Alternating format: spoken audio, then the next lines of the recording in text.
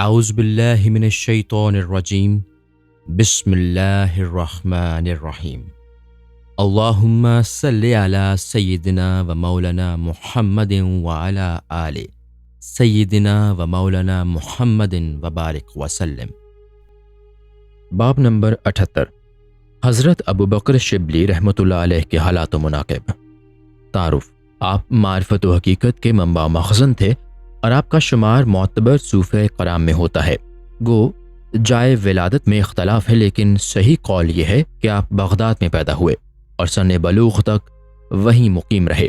آپ کی کرامات و ریاضت اور نقاط و رموز بے شمار ہیں جن کو یکجا کرنا بہت دشوار ہے۔ آپ نے اپنے دور کے تمام بزرگوں کو دیکھا اور فیض بھی حاصل کیا۔ آپ امام مالک کے پیروکار تھے اور بہت سی احادیث بھی آپ نے تحریر کر رکھی تھیں۔ اس کے علاوہ آپ کی عبادت و ریاضت میں کبھی کوئی کمی واقع نہیں ہوئی اور 70 سال کی عمر پا کر 634 ہجری ماہ ذی الحج میں انتقال ہوا۔ حالات: آپ فرمایا کرتے تھے کہ میں نے 30 سال تک حدیث و فقہ کا درس لیا، جس کے بعد میرے سینے سے ایک خورشید طلوع ہو گیا، اور جب مجھ کو خدا کی طلب کا اشتیاق ہوا تو میں نے بہت سے استاذہ کی خدمت میں رجوع کر کے اپنا مقصد ظاہر کیا، لیکن کوئی مجھے راستہ نہ دکھا سکا، کیونکہ ان میں سے ایک بھی بذات خود راستے سے واقف نہیں تھا۔ بس مجھ سے تو اتنا کہہ دیتے تھے کہ ہم غیب کے سوا کچھ نہ جانتے ہیں۔ چنانچہ میں نے حیرت زدہ ہو کر ان سے عرض کیا کہ آپ لوگ تاریکی میں ہیں اور میں روز روشن میں، اور میں خدا کا شکر ادا کرتا ہوں کہ میں نے اپنی ولایت چوروں کے سپرد نہیں کی۔ یہ سن کر سب لوگ برہم ہو گئے اور میرے ساتھ بہت ہی ناروا سلوک کیا۔ ابتدا میں آپ نہاوند نامی جگہ کے سردار تھے، اور جب تمام امیروں اور سرداروں کو دربار خلافت میں طلب کیا گیا تو آپ بھی وہاں تشریف لے گئے، اور جس وقت خلیفہ سب کو خلعت عطا کرنے والا تھا اس وقت امیر کو چھینک آ گئی اور اس نے خلعت کی آستین سے ناک صاف کر لی، جس کی سزا میں خلیفہ نے خلعت واپس لے کر اس کو برطرف کر دیا۔ اس وقت آپ کو یہ تنبیہ ہوئی کہ جو شخص مخلوق کی عطا کردہ خلعت سے گستاخی کر کے ایسی سزا کا مستجب ہو سکتا ہے تو خدا کی عطا کردہ خلعت کے ساتھ گستاخی کرنے والے کو تو نہ جانے کیا سزا ہوگی۔ اس خیال کے بعد آپ نے خلفاء سے آ کر عرض کیا کہ تو مخلوق ہو کر اس چیز کو ناپسند کرتا ہے، تیری عطا کردہ خلعت سے بے ادبی نہ کرے، جبکہ تیری خلعت کی مالک الملک کی خلعت کے سامنے کوئی حقیقت نہیں۔ لہٰذا اس نے مجھ کو اپنی معرفت کی جو خلعت عطا فرمائی ہے، میں بھی یہ پسند نہیں کرتا کہ اس کو ایک مخلوق کے سامنے کثیف کر دوں۔ یہ کہہ کر دربار سے باہر نکلے اور حضرت خیر النساج کے ہاتھ پر جا کر بیعت ہو گئے، اور کچھ عرصہ ان سے فیض حاصل کرنے کے بعد انہی کے حکم سے حضرت جنید بغدادی کی خدمت میں پہنچ گئے اور ان سے عرض کیا کہ لوگوں نے مجھے یہ بتایا ہے کہ آپ کے پاس ایک گوہر نایاب ہے، لہٰذا آپ یا تو اس کو میرے ہاتھ قیمتاً فروخت کر دیں یا پھر بغیر قیمت کے دیں۔ حضرت جنید نے فرمایا کہ اگر میں فروخت کرنا چاہوں تو تم خرید نہیں سکتے، کیونکہ تمہارے اندر قوت خرید نہیں ہے، اور اگر مفت دے دوں تو اس کی قدر و قیمت نہ سمجھ سکو گے، کیونکہ یہ بلا محنت کے حاصل کردہ شے کی کوئی قدر و قیمت نہیں ہوتی۔ لہٰذا اگر تم وہ گوہر حاصل کرنا چاہتے ہو تو بحر توحید میں غرق ہو کر فنا ہو جاؤ، پھر اللہ تعالیٰ تمہارے اوپر صبر و انتظار کے دروازے کشادہ کر دے گا، اور جب تم دونوں کو برداشت کرنے کے قابل ہو جاؤ گے تو وہ گوہر تمہارے ہاتھ لگ جائے گا۔ چنانچہ 1 سال تک تعلیم حکم کرتے رہے۔ پھر حضرت جنید نے پوچھا کہ اب مجھے کیا کرنا چاہیے؟ انہوں نے فرمایا کہ تم 1 سال تک گندھک بیچتے پھرو۔ چنانچہ 1 سال تک تعلیم حاصل کرتے رہے۔ پھر جنید نے فرمایا کہ اب 1 سال تک بھیک مانگو۔ چنانچہ آپ نے 1 سال یہ بھی کیا، حتیٰ کہ آپ نے بغداد کے ہر دروازے پر بھیک مانگی، لیکن کبھی آپ کو کسی نے کچھ نہیں دیا، اور جب اس کی شکایت آپ نے حضرت جنید سے کی تو انہوں نے مسکرا کر فرمایا کہ اب تو شاید تمہیں اندازہ ہو گیا ہوگا کہ مخلوق کے نزدیک تمہاری کوئی حیثیت نہیں، لہٰذا اب کبھی مخلوق سے وابستگی کا خیال نہ کرنا اور نہ کبھی کسی چیز پر مخلوق کو فوقیت دینا۔ پھر حضرت جنید نے حکم دیا چونکہ تم نہاوند کے امیر رہ چکے ہو، لہٰذا وہاں جا کر ہر فرد سے معافی طلب کرو۔ چنانچہ آپ نے وہاں پہنچ کر بچے سے معافی چاہی، لیکن ایک شخص وہاں موجود نہیں تھا تو اس کے بجائے 1,00,000 درہم خیرات کیے، لیکن اس کے باوجود بھی آپ کے قلب میں خلش باقی رہ گئی۔ اور جب دوبارہ حضرت جنید کی خدمت میں حاضر ہوئے تو انہوں نے فرمایا کہ ابھی تمہارے قلب میں حب جا باقی ہے، لہٰذا 1 سال تک اور بھیک مانگتے رہو۔ لہٰذا بھیک کے ذریعہ جو کچھ ملتا اس کو حضرت جنید کے پاس لا کر فقراء میں تقسیم کر دیتے، لیکن آپ خود بھوکے رہتے۔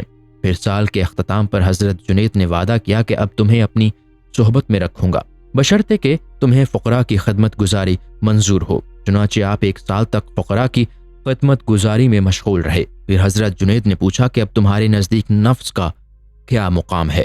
آپ نے جواب دیا کہ میں خود کو تمام مخلوقات سے کمتر تصور کرتا ہوں۔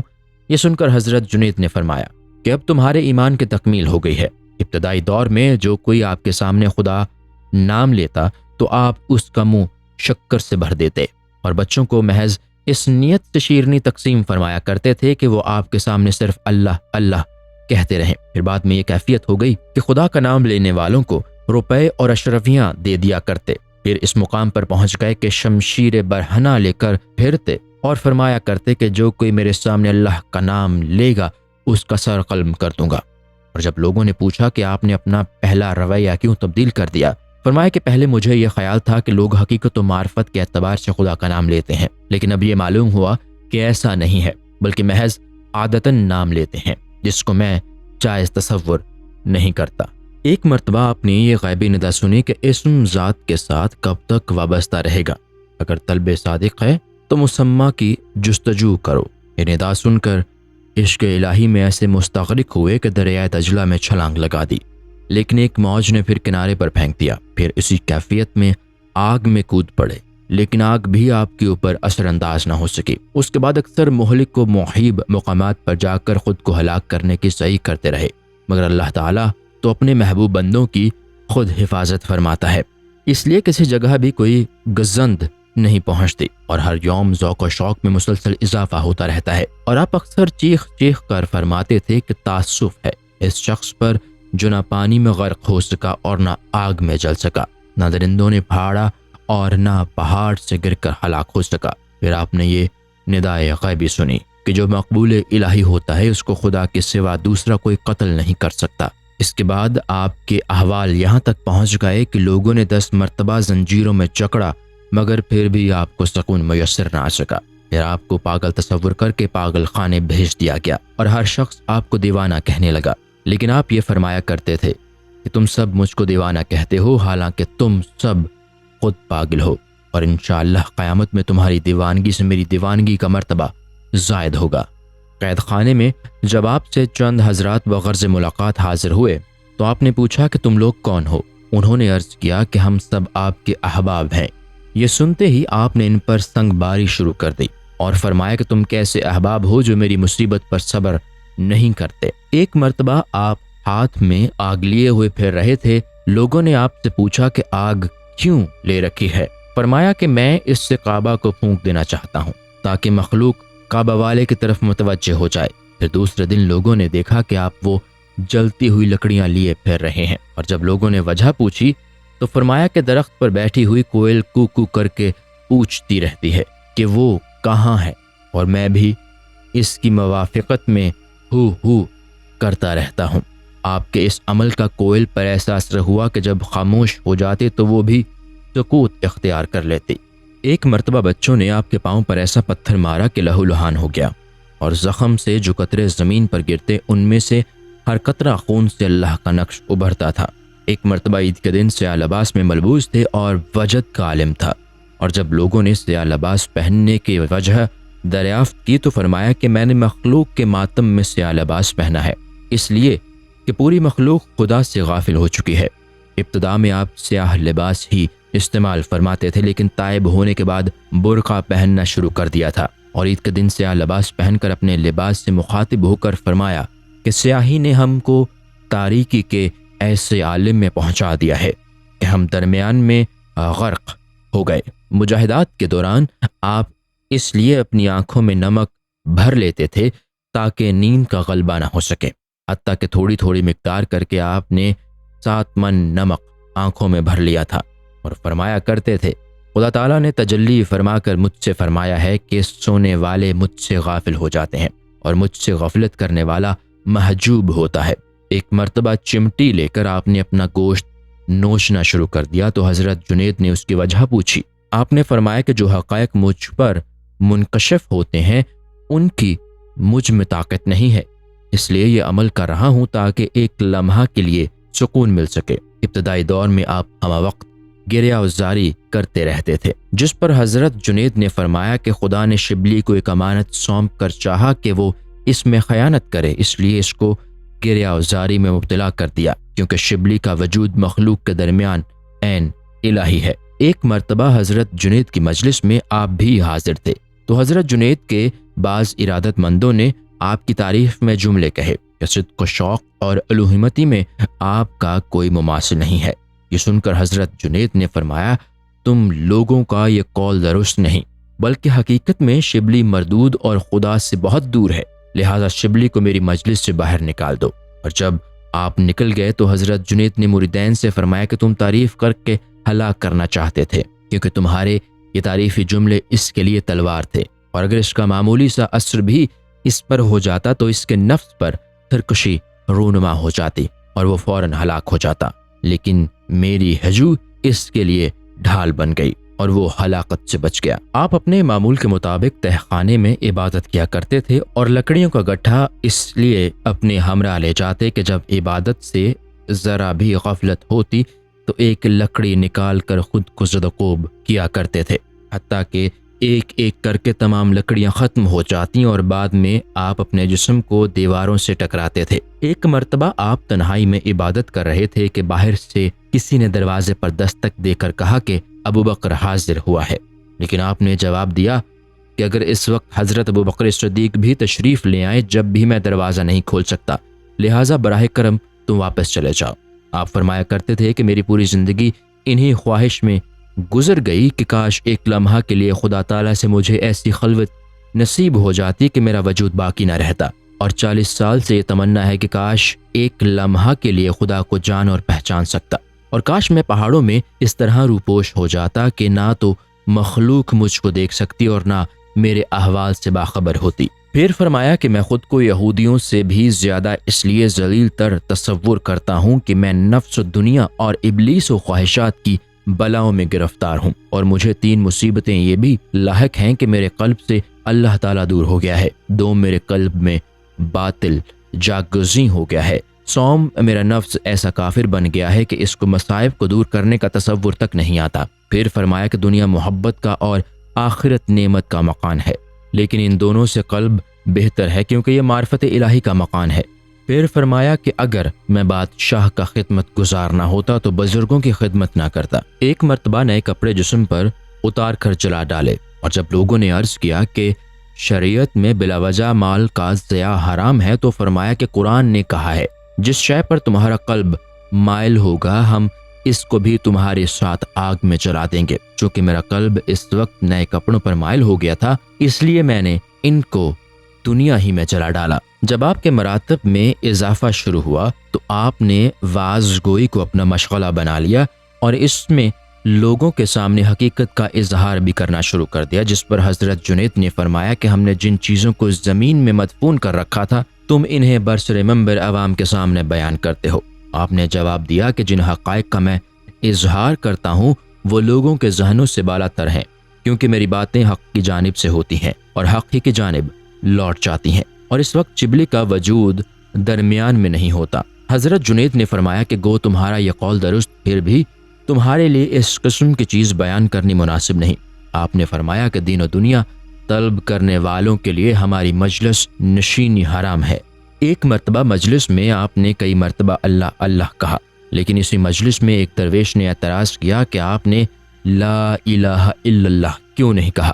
آپ نے ایک ضرب لگا کر فرمایا کہ مجھے یہ خطرہ رہتا ہے کہ میں لا کہوں یعنی نفی کر دوں، اسی میں میری روح نکل جائے۔ آپ کے اس قول سے وہ درویش لرزہ براندام ہو گیا اور اسی وقت اس کا دم نکل گیا، اور جب اس کے اعضاء آپ کو قاتل کہہ کر دربار خلافت میں لے گئے تو آپ کے اوپر وجدانی کیفیت طاری تھی، اور دربار میں حاضری کے بعد جب آپ سے صفائی پیش کرنے کے لیے کہا گیا تو آپ نے فرمایا کہ اس درویش کی جان تو عشق الہی سے خارج ہو کر پہلے بقائے جلال باری میں پناہ ہونے والی تھی، اور اس کی روح علائق و دنیاوی سے رابطہ ختم کر چکی تھی، اس لیے اس کو میرے قول کے سماعت کی طاقت نہ رہی اور برق مشاہدہ جمال کی چمک سے اس کی روح مرغ بسمل کی طرح پرواز کر گئی، لہٰذا اس میں میرا کوئی قصور نہیں۔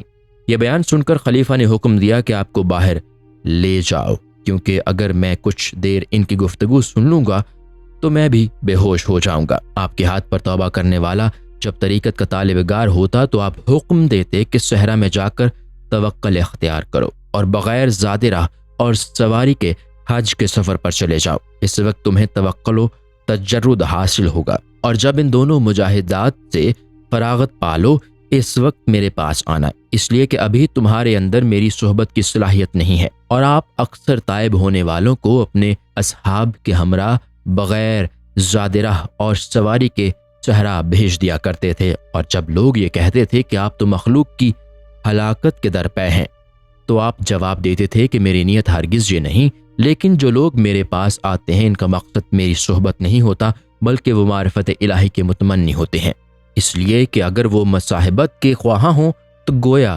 بت پرستی کے مرتکب کہلائے جائیں گے، لہٰذا ان کے واسطے یہی بہتر ہے کہ اپنی حالت پر قائم رہیں، اس لیے کہ فاسق موحد رہبانیت پسند زاہد سے افضل ہے۔ اسی وجہ سے میں اپنے پاس آنے والوں کو خدا کا راستہ بتا دیتا ہوں، اس میں اگر وہ ہلاک بھی ہو جائیں جب بھی اپنے مقصد سے محروم نہیں رہیں گے، اور اگر سفر کی صحبتیں حاصل کر لیں گے تو انہیں وہ مقام حاصل ہو جائے گا جو 10 سالہ مجاہدات سے بھی حاصل نہیں ہو سکتا۔ آپ کا قول تھا کہ جب راستے میں میری نظر مخلوق پر پڑتی ہے تو میں دیکھتا ہوں کہ ہر نیک بخت کی پیشانی پر لفظ سعید اور ہر بدبخت کی پیشانی پر لفظ شقی تحریر ہوتا ہے۔ بعض اوقات آپ ضرب لگا کر آہو افلاس کہا کرتے تھے، اور جب لوگوں نے اس کی وجہ پوچھی تو فرمایا کہ انسانوں کی مجالست، ان کی محبت، ان سے ربط و ضبط اور ان کی خدمت کرنے سے مفلس ہوں۔ ایک مرتبہ بہت بڑا ہجوم ایک جنازے کے ساتھ تھا اور اس کے پیچھے ایک شخص الا من فراق الوالد کہتا ہوا چل رہا تھا، لیکن جب آپ کی نظر جنازے پر اور اس شخص پر پڑی تو اپنے منہ پر تمانچے مارتے ہوئے فرمایا الا من فراق الاحد۔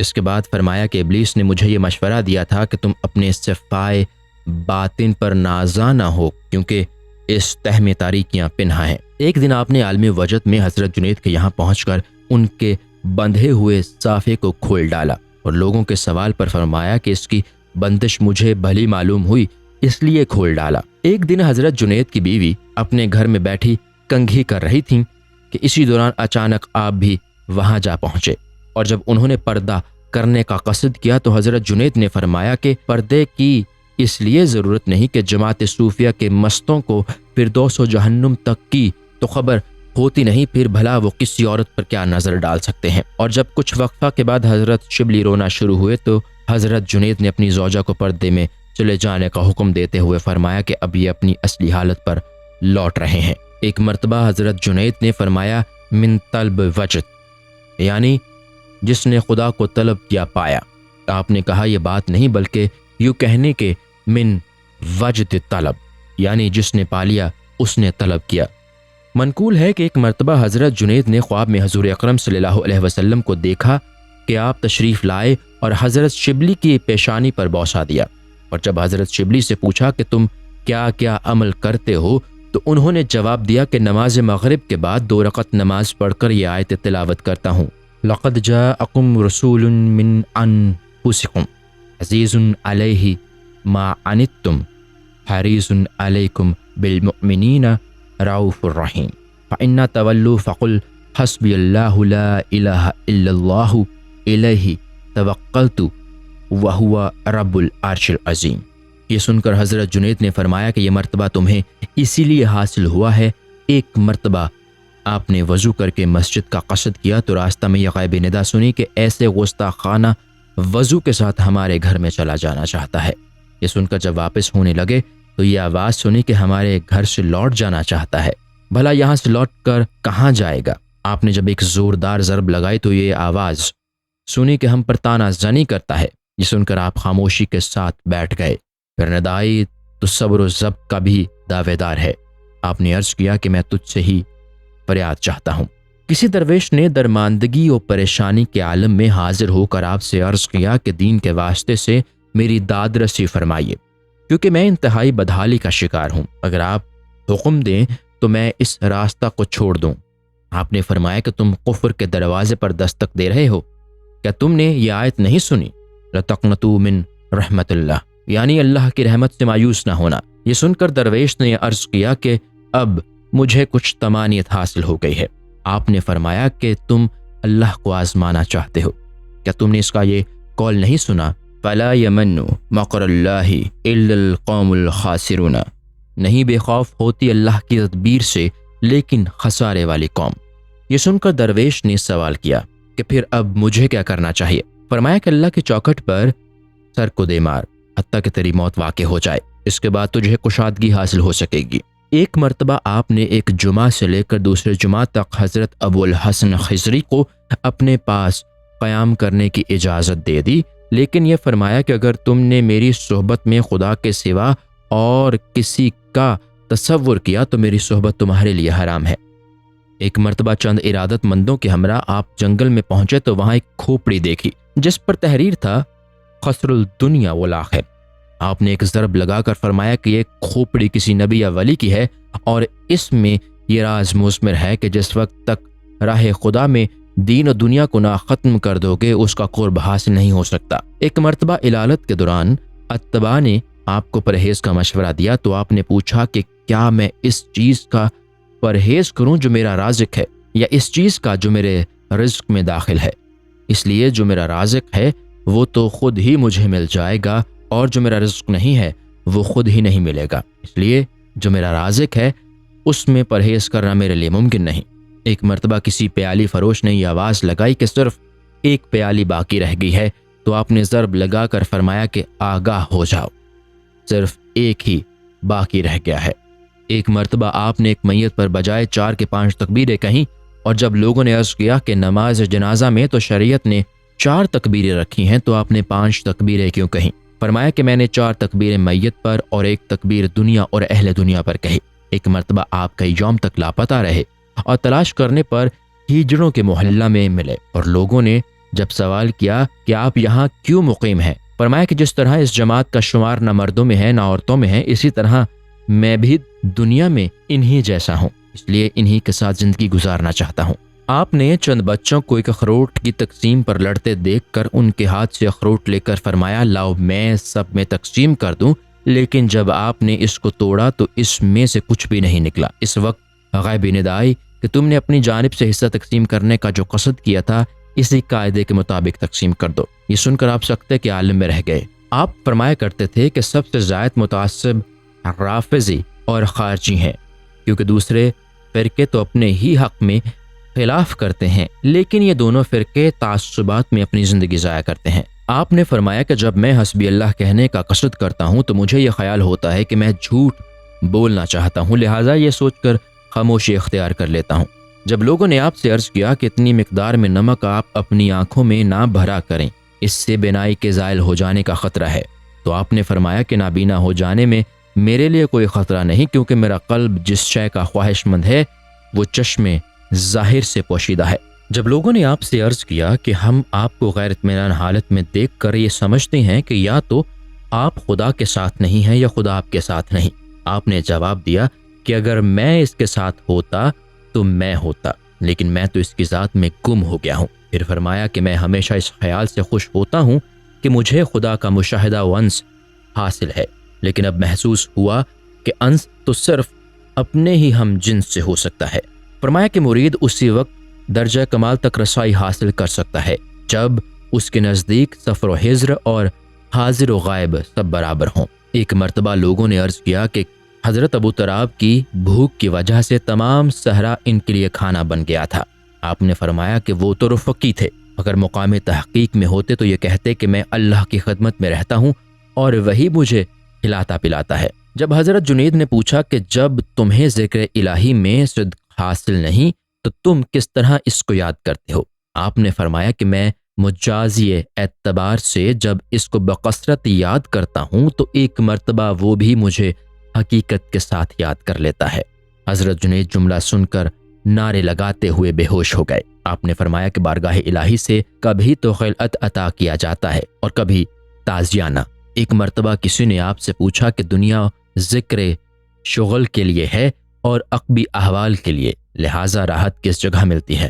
فرمایا کہ دنیا کے ذکر و شغل سے بے نیاز ہو جاؤ تاکہ احوال آخرت سے نجات حاصل ہو جائے۔ جب لوگوں نے آپ سے توحید تجرد کے موضوع پر کچھ بیان کرنے کی فرمائش کی تو فرمایا کہ توحید کی خبر دینے والے کو ملحد کہا جاتا ہے، اور جو اس کی طرف اشارہ کرے اس کو پنوی کہتے ہیں، اور اس کی جانب ایما کرنے والے کو بت پرست کہا جاتا ہے، اور اس کے متعلق گفتگو کرنے والے کو غافل کہتے ہیں، اور خاموشی اختیار کرنے والے کو کامل کہا جاتا ہے، اور جو لوگ یہ سمجھتے ہیں کہ ہم نے اس کو پا لیا وہ نامراد ہیں۔ ارشادات: آپ فرمایا کرتے تھے کہ وہم و عقل سے جس شے کو شناخت کیا جا سکے وہ بے سود اور مصنوعی ہے، کیونکہ ذات باری تعالیٰ کی تعریف یہ ہے جو وہم و گمان اور عقل سے بالاتر ہے۔ فرمایا کہ صوفیہ وہی ہیں جو دنیا میں اس طرح زندگی گزاریں جیسے دنیا میں آنے سے قبل تھے۔ پھر فرمایا کہ تصوف قوت و حواس کا خیال رکھنے اور انفاس کی نگرانی کا نام ہے، اور صوفی اسی وقت صوفی ہو سکتا ہے جب تمام مخلوق کو اپنے بچوں جیسا سمجھ کر سب کا بوجھ برداشت کر سکے، اور جو مخلوق سے متوقع ہو کر خدا سے اس طرح وابستہ ہو جائے جیسا خدا تعالیٰ نے حضرت موسیٰ کو مخلوق سے جدا کر دیا تھا، جس پر خدا کا یہ قول صادق ہے، وَاسْتَفْتِقْ لِلنَّفْسِ، یعنی ہم نے تم کو اپنے لیے منتخب کر لیا۔ اور صوفیہ کرام ہمیشہ اللہ تعالیٰ کی آغوش کرم میں بچوں کی طرح پرورش پاتے رہتے ہیں۔ فرمایا کہ بارگاہ الہی میں بے علم ہو کر زندگی بسر کرنے کا نام تصوف ہے۔ فرمایا کہ اللہ تعالیٰ نے حضرت داؤد سے بذریعہ وحی فرمایا کہ میرا ذکر کرنے والوں کے لیے مخصوص ہے۔ فرمایا کہ جس شے سے محبت ہو اس کو محبوب کے نام پر خرچ کرنا محبت ہے، اور اگر حب الہی کا دعویدار خدا کے سوا کسی اور شے کا طالب ہو تو وہ محبت کے بجائے خدا کا مذاق اڑاتا ہے۔ فرمایا کہ ہیبت الہی قلب کو گھلاتی ہے، اور آتش محبت جان کو پگھلاتی ہے، اور شوق نفس کو فنا کرتا ہے۔ فرمایا کہ توحید کو اپنی جانب بلانے والا کبھی موحد نہیں ہو سکتا۔ فرمایا کہ معرفت کی 3 قسمیں ہیں۔ اول معرفت الہی جو ذکر کی محتاج ہے، دوم معرفت نفس جو ادائیگی فرض کی محتاج ہے، سوم معرفت باطن یہ تقدیر الہی پر رضامندی کے بغیر حاصل نہیں ہو سکتی۔ فرمایا کہ اللہ تعالیٰ جب بلاؤں پر عذاب کرنا چاہتا ہے تو ان کو قلوب عارفین میں جگہ دے دیتا ہے۔ فرمایا کہ عارف کی شان یہ ہے کہ کبھی تو اپنے جسم پر مچھر نہیں بیٹھنے دیتا اور کبھی پلکوں پر 7 افلاق اور زمین کو اٹھا لیتا ہے۔ ایک مرتبہ لوگوں نے سوال کیا کہ آپ کے کلام میں تضاد کیوں ہوتا ہے؟ کبھی آپ ایک بات کہتے ہیں اور کبھی دوسری بات۔ آپ نے فرمایا کہ ہم کبھی عالم بے خودی میں ہوتے ہیں اور کبھی خودی میں۔ فرمایا کہ خدا شناس کبھی خدا کے سوا کسی سے نہیں ملتا، اور جو ایسا کرتے ہیں وہ خدا کو ہرگز نہیں پا سکتے۔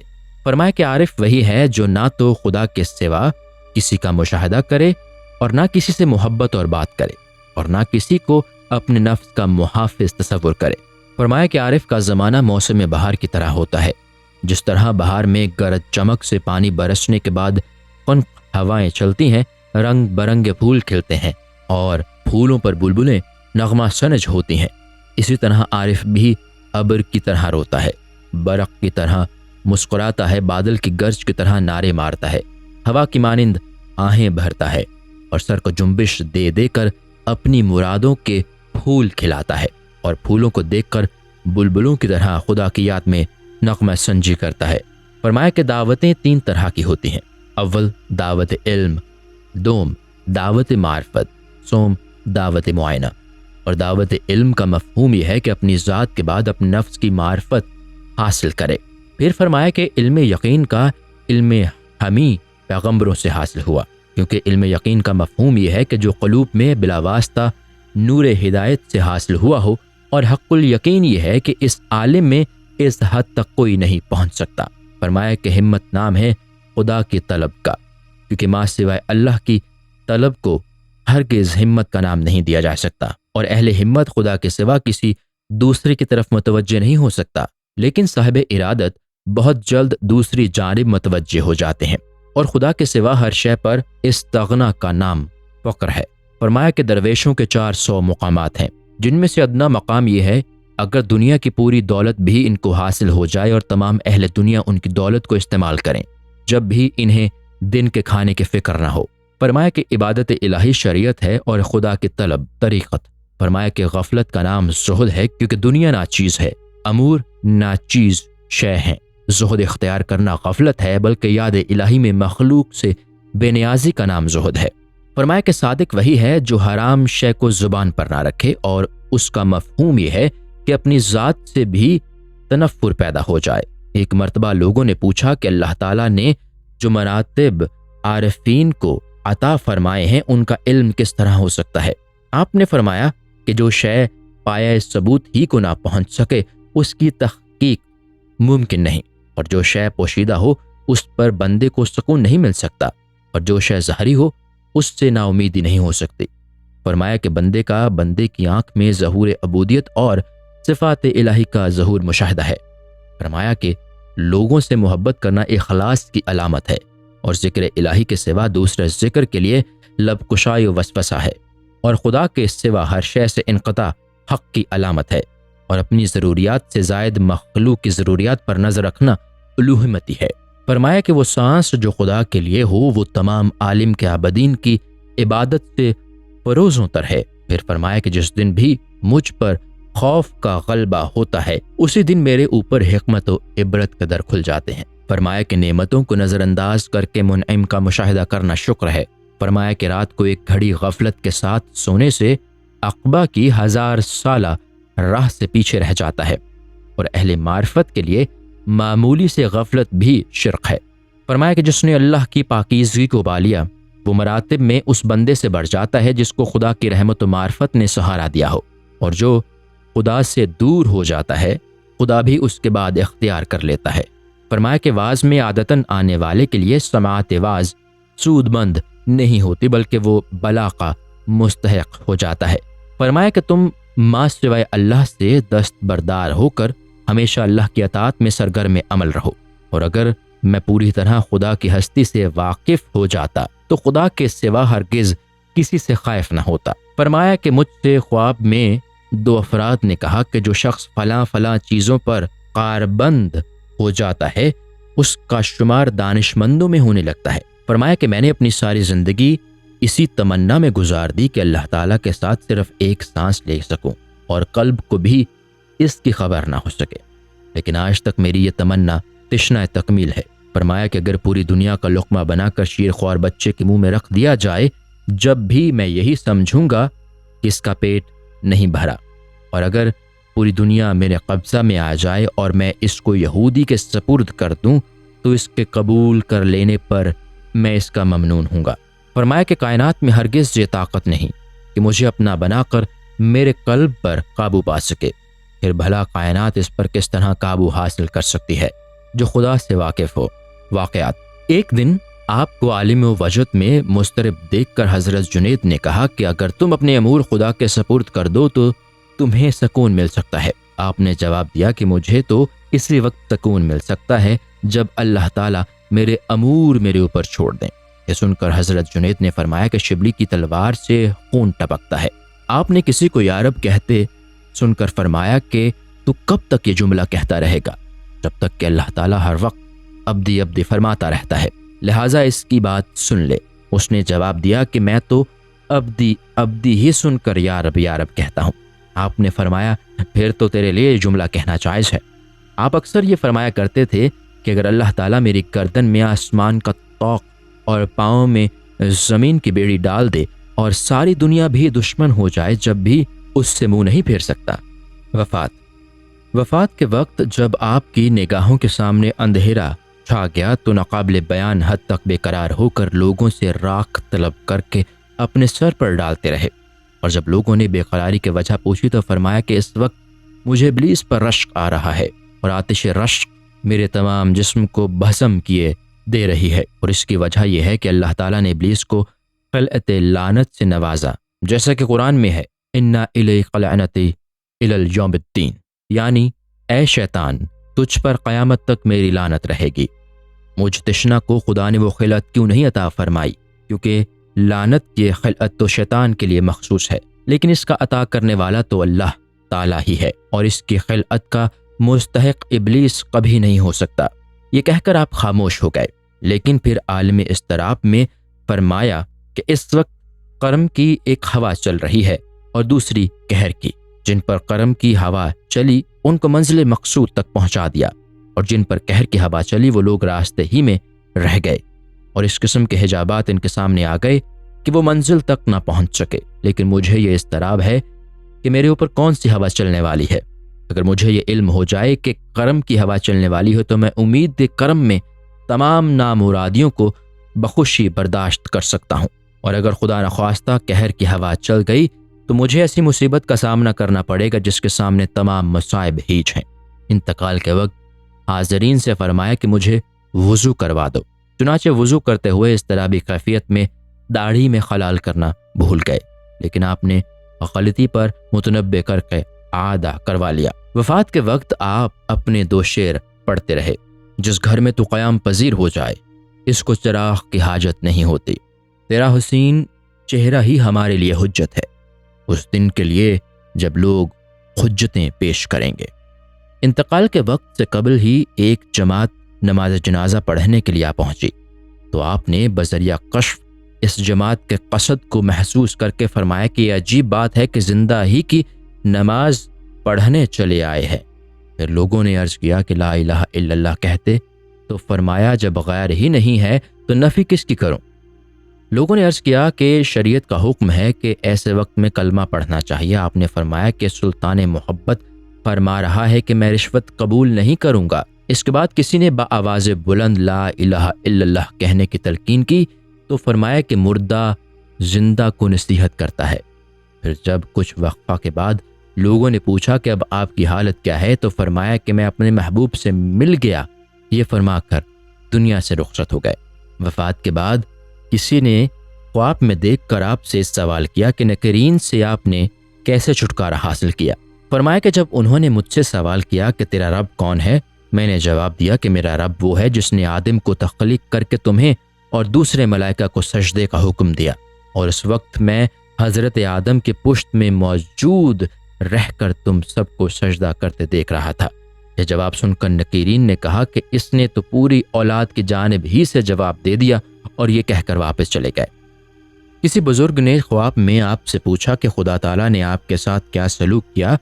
فرمایا کہ ان تمام دعووں کے باوجود جو میں نے دنیا میں کیے تھے ان کے متعلق خدا نے مجھ سے کوئی باز پرس نہیں فرمائی، البتہ ایک بات کی گرفت ضرور کی، اور یہ کہ ایک مرتبہ میں نے یہ کہہ دیا تھا کہ اس سے زیادہ مضر اور کوئی بات نہیں ہے کہ بندہ جنت کا مستحق نہ ہو اور جہنم رسید کر دیا جائے۔ اس پر اللہ تعالیٰ نے فرمایا کہ بندوں کے لیے سب سے زیادہ مضر یہ ہے کہ وہ محبوب ہو کر میرے دیدار سے محروم ہو جائیں۔ کسی نے آپ سے خواب میں سوال کیا کہ آپ نے بازار آخرت کو کیسا پایا؟